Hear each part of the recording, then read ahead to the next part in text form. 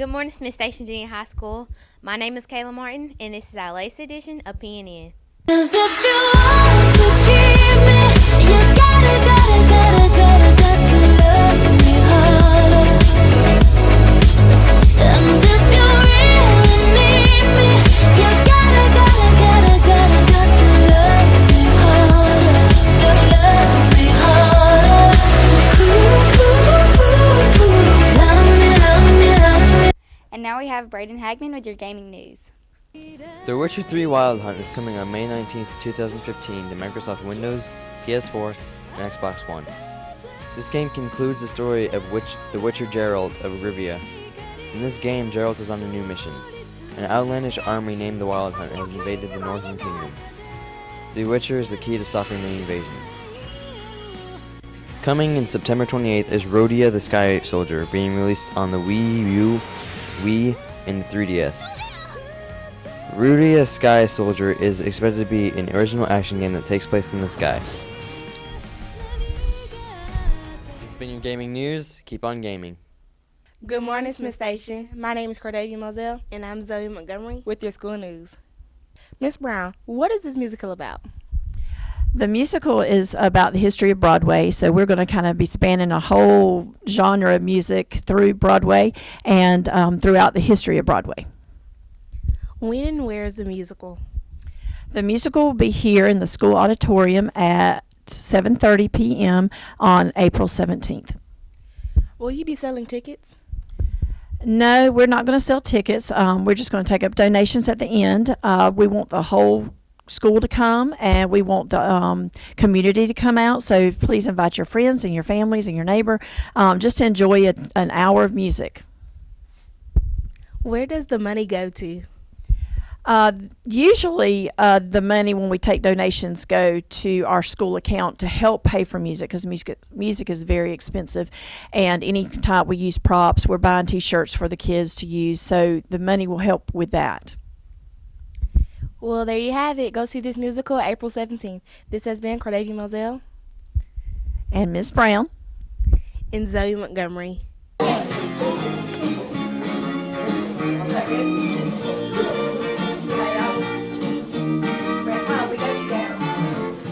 go together like forever, ding-a-ding-a-dong. Remember forever, like she-wada, yippity-boom-a-boom. Change, change, change, change your home. That's the way it should be. Whoa, yeah! We're one of a kind, like dip-de-dip-de-dip-de-bop-de-dip-de-doo. Our names are signs, like boogie-boogie-boogie-boogie, shooby-shoo-bop-de-bop. Change, change, change, change your home. That's the way it should be.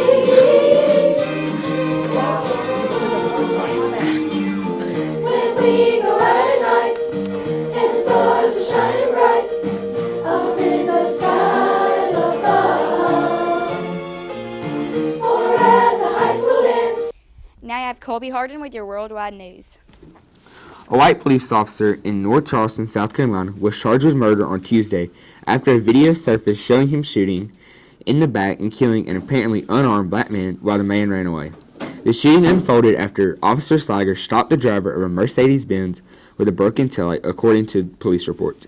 Mr. Scott ran away, and Officer Slager chased him into a grassy lot that abuts a muffler shop. He fired his taser and electronic stun gun, but it did not stop Mr. Scott, according to the police reports. The officer, Michael T. Slager, 33, said he had feared for his life because the man had taken his stun gun in a scuffle after a traffic stop on Saturday. A video, however, shows the officer firing 8 times as the man, Walter L. Scott, 50, fled. The North Charleston mayor announced the state charges as a news conference Tuesday evening. A school administrator, Steve Essman, and his wife, Teresa Devine, and their 2 teenage sons may have been exposed to a pesticide, methylbromine, at Serenset Resort on St. John in the Virgin Islands, according to a report of ABC. The day the family arrived at their second-floor condo, the apartment below them was sprayed with methylbromide to deal with the indoor bug, according to Judith Ink, administrator for the Environmental Protection Agency Region 2 office, which covers the U.S. Virgin Islands. The pesticide was applied during the day of March 19th, but by that night the entire family started having adverse health effects. Both boys had seizures. Paramedics responded and took the family to a hospital on neighboring island St. Thomas. The boys were then airlifted to a hospital in Philadelphia, while the parents were airlifted to a hospital in Delaware. According to the EPA, methylbromide exposure can have short-term and long-term effects that include severe lung injuries and neurological impairment. The EPA banned methylbromide for indoor residential use in 1984, Ant told ABC News, but the product is still on the market for agricultural use. Good morning, Smith Station Junior High School. This is Turcourt with your national sports. In men's college basketball news, the Final Four had arrived. Kentucky head coach John Calipari never said they were perfect. Now the Kentucky Wildcats are no longer undefeated. The hard-nosed Wisconsin Badgers did what nobody else could this season. They knocked off the Wildcats 71-64 on Saturday night behind 20 points and 11 rebounds from birthday boy Frank Kaminsky and a clutch comeback down the stretch. Now, instead of Kentucky going for history, it's Wisconsin heading to the national championship game to play Duke in a rematch from their game earlier in the year. The Badgers lost 80-70 to Duke in a December meeting in Madison. The Duke Blue Devils had 2-star freshmen, 1 solid senior, and a lot of their trademark Duke defense that the Blue Devils have long been known for. Now the Blue Devils are back in the national championship game. Justice Winslow scored 19 points, fellow freshman Jahlil Okafor added 18, and senior Quinn Cook had 17 to lead top-seeded Duke to an 81-61 victory over Michigan State on Saturday night and into the national championship game against Wisconsin. On Monday night, midway through the second half of the national championship game was over in a matter of mere minutes. The youngsters at Duke grew into salty old pros. Led by Tyus Jones and Grayson Allen, Duke's talented group played like veterans down the stretch, outscoring Wisconsin's by 14 points over the final 13 minutes of Monday night to grit out a 68-63 victory for the program's 5th national title.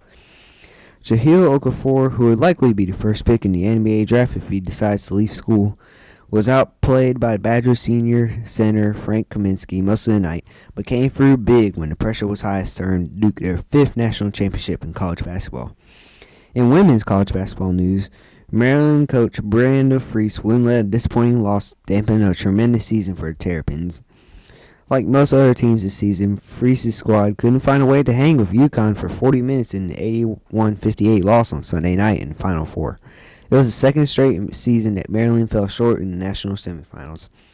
I'm proud of our fight, Freese said. Like I told the team in the locker room, look at a season and go 34-3 and look 2 to 3 losses coming from teams playing for the national championship. That's a heck of a season. Likewise, Notre Dame keeps finding ways to win. One more victory against UConn and the Irish will be national championships again. A young team that lost 3 stars from last year's squad is back in the NCAA title game after fighting off a gallant comeback by Final Four newcomer South Carolina 66-65 on Sunday night. All-American Joel Lloyd scored 22 points as the Irish 36-2 advanced to the championship game for the 4th time in 5 years, but took a basket from an unlikely source to survive a scoring drought that lasted more than 7 minutes down the stretch. Madison Cable's putback for her only points of the night put the Irish in front for good and a spot in the national championship game against UConn. After the championship game on Tuesday night, Gina Arima now has as many titles as John Wooden. We saw this coming, of course. The UConn Huskies have been the favorite to win this year's NCAA title for months. So even though Notre Dame stayed with them for a bit tonight, it's no surprise that here we are in early April covering UConn's 3rd consecutive championship. But this title is a little different because this one comes with a piece of history. Arima now shares space with former UCLA legend John Wooden, the most revered men's college basketball in history, and many would argue the best. Both men won 10 NCAA titles. Wooden won his in the 1960s and 70s. Arima has won all 10 of his since 1995 and will most likely tack on a few more before he's done coaching. The number itself seems simple, 10 titles. However, that's a lot considering most programs would be ecstatic just to win one. In NASCAR news, there was a time not long ago when Denny Hamlin won with regularity, and the same could be said of Joe Gibbs Racing. Neither, however, has done much winning lately before at before Sunday at Martinsville Speedway. Hamlin's previous victory came last May at Talladega Superspeedway. That was also the last for Joe Gibbs Racing, an organization that has seen itself mired in a lengthy slump, having won all of 2 races in 2014. A reshuffling over the offseason was supposed to curb the underachieving teams and help rejuvenate Joe Gibbs Racing, which also expanded and added Carl Edwards to the driver lineup, including Hamlin, Kyle Busch, and Matt Kenseth. But the early season returns were discouraging, suggesting 2015 would just continue with frustration and disappointment. Having seen enough, Joe Gibbs harkened back to his days as head coach of the NFL franchise Washington Redskins when he guided them to 3 Super Bowl victories. In the week leading to Martinsville, Gibbs demanded more and got more with his first win. In MLB news, the timing was awful, and the Braves know that when they traded Craig Kimbrell early Sunday night on the eve of opening day. It was bad. Bad. If they could have dumped a contract of Melvin Upton Jr. or B.J. Upton, since that's what we knew him as during his 2 terrible seasons with the Braves, by trading Kimbrell 2 months ago, it would have been far more preferable, and I'm thinking the Braves almost certainly would have done it. But when the Braves called around for months and months trying to get some team to bite, there was no one willing to take on the more than $46 million that Upton was owed over the next 3 seasons under any scenario, much less a team calling the Braves to discuss such a proposal, until last week. Braves president of baseball operations, John Hart, said that this deal came about in the past 3 or 4 days and insisted that the Braves weren't the ones who started the discussion. One of the first questions to him on our conference call last night after the trade was announced was, what had changed since this winter, when Hart said repeatedly the Braves had no intention of trading Kimbrell.